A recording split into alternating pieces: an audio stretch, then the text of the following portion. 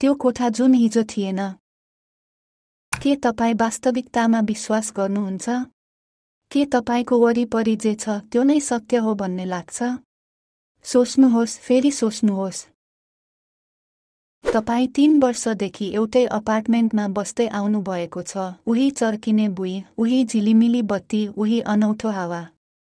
तर आज बिहान कामको लागि तयार हुँदा तपाईले एउटा अनौठो कुरा देख्नुहुन्छ। हलको अन्त्यमा एउटा ढोका जुन हिजो थिएन।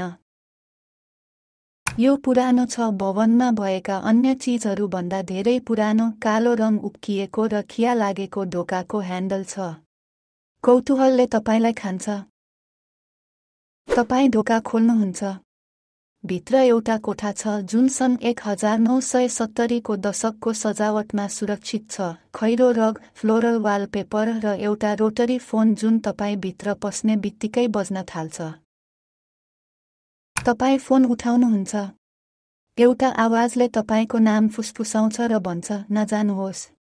तिनीहरूले तपाईको कोठा बनाउन लगभग पूरा गरिसकेका छन्।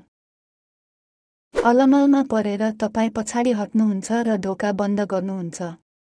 तर जब तपाईँ फर्केर हेर्नुहुन्छ, तपाईको हल गायब हुन्छ। अनगिन्ती समान ढोकाहरूले भरिएको छ, प्रत्येकमा तपाईको नाम लेखिएको छ। र ती मध्ये एउटा खुला छ। अब के हुन्छ? के तपाईँ जान्न चाहनुहुन्छ यो रहस्यको अन्त्य? हाम्रो च्यानललाई सब्स्क्राइब गर्नुहोस् र यस्तै रहस्यमय कथाहरूको लागि तयार रहनुहोस्। कमेन्टमा लेख्नुहोस्, तपाईँ त्यो कोठामा पस्नुहुन्छ कि पस्नुहुन्न।